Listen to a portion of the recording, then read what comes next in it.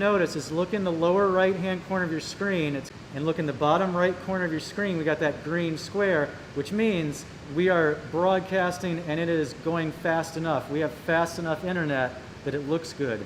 Excellent. Now let's click over into YouTube and make sure YouTube is receiving this. So we're going to go into Chrome.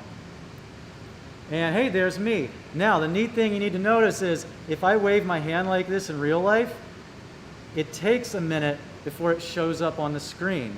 It usually takes about 30 seconds before it shows up on this screen over here because there's a little bit of a delay because the video has to go all the way to YouTube and YouTube has to get it ready and stream it out to the whole world. But if it says red up there in the corner and it says live and it's counting, that means we're good.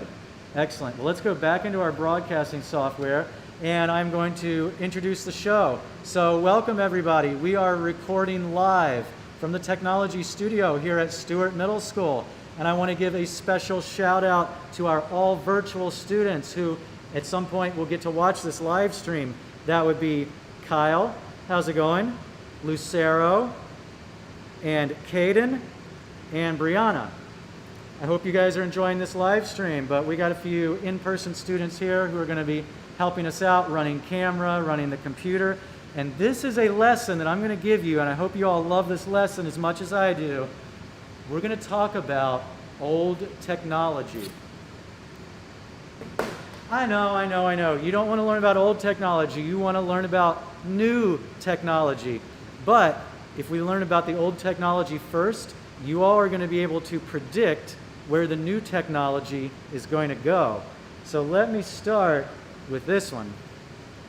Take a look at this old camera, and now you can compare that to my phone. Huge difference, because when you take a picture with this camera, you have to wait for an hour or so until you can develop the film and see the negative of what was on this camera. But with this one, as soon as I take the picture, I get to play it back and see what I did. So, only like maybe about 150 years of difference between the old technology and the new technology. We came a long way in 150 years. So usually what we see is technology over time becomes more digital, it becomes faster or more powerful, and really it just becomes better. So this is where we started from, and this is where we ended up. My question to you all is, where is it going to go from here? Well, I think it's going to get even more powerful. I think it might get smaller and maybe more immediate, like more instant. But how could it be any more instant than what it already is?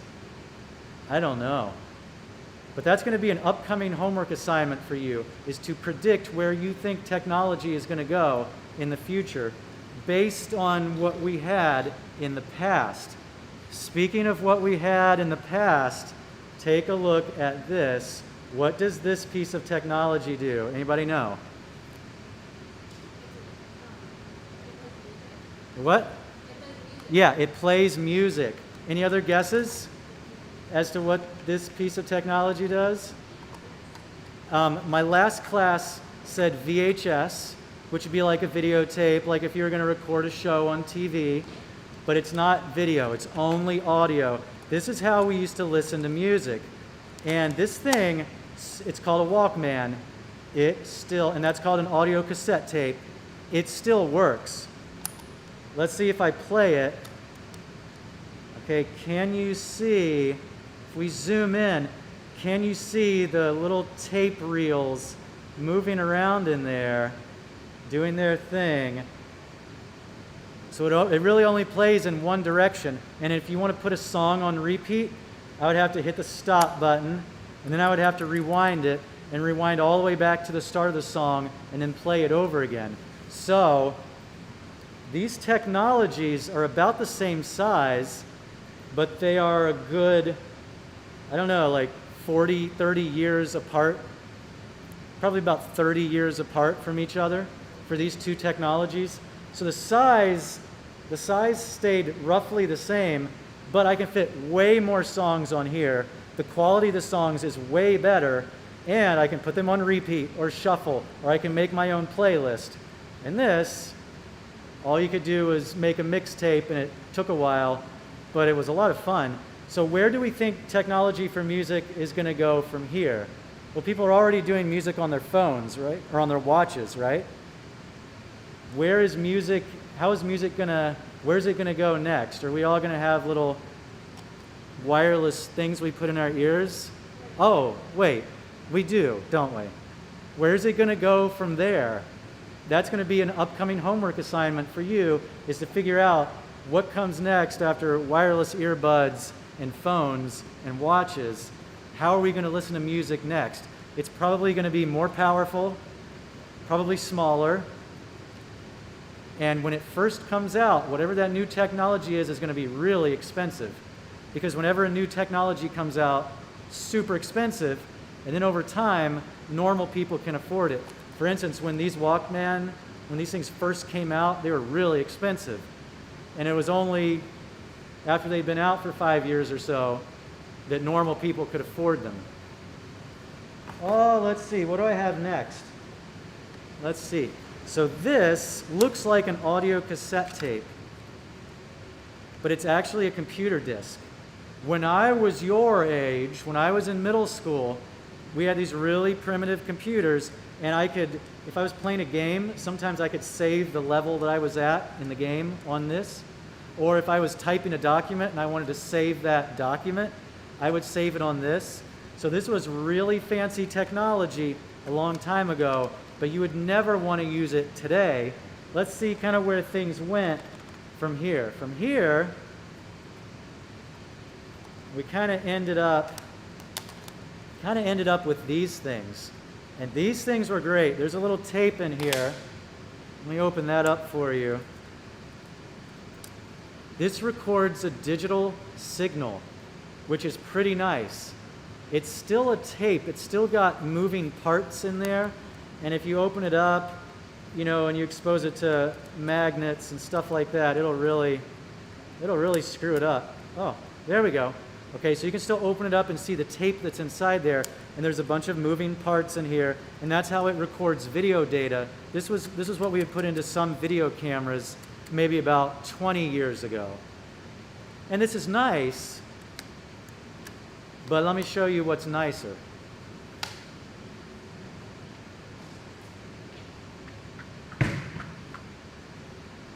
This is way nicer. You guys have seen these, right? It's an SD card. Are there any moving parts on the SD card? My last class was like, break it open, see if there are any moving parts inside. I don't want to break this one because it's good, but there are no moving parts inside of here. This one, the older technology, it does spin, which means it wears out. It means it can break, it can fail. This, because there are no moving parts, life is good. So that is where technology is taking us. I can store way more video at a way higher quality on this SD card than on this old mini DV tape. So technology is giving us higher capacity, higher storage, but at a smaller size, and it pretty much never wears out because there's no moving parts. I like where this is going. Where's it going to go next? I don't know, you can't get too much smaller than this, but we're kind of storing everything in the cloud now, aren't we? So when it's in the cloud, it's kind of like we don't even need the removable media anymore because it's in the cloud. Where's it going to go after the cloud? If you can figure out where technology is storing data once the cloud is old news, if you can figure that out, you're going to be a millionaire. Because that is the next technology, is like what comes after the cloud. So we got to see if you all can figure that out. Oh, let me step back in time a little bit, actually. Oh, this might be nice. Let's do it this way. So about 25 years ago, when I was in college, if you were really cool, you had one of these. This is a zip disk, and it holds it holds a whopping 100 megabytes, which is nothing today. But 20 years ago, 100 megabytes was a lot. But today, I could only fit maybe 10 or 20 photographs on here. You would never want a memory card that only held 10 or 20 photos, but that's what this thing is. But at the time, we thought it was just the greatest thing ever. Let's see, I want to show you guys, I want to step back in time a little bit. I want to go back in time from here. And we're going to go back in time to here. Let's take a look at what's inside of here. Wow, these are old. Look at this.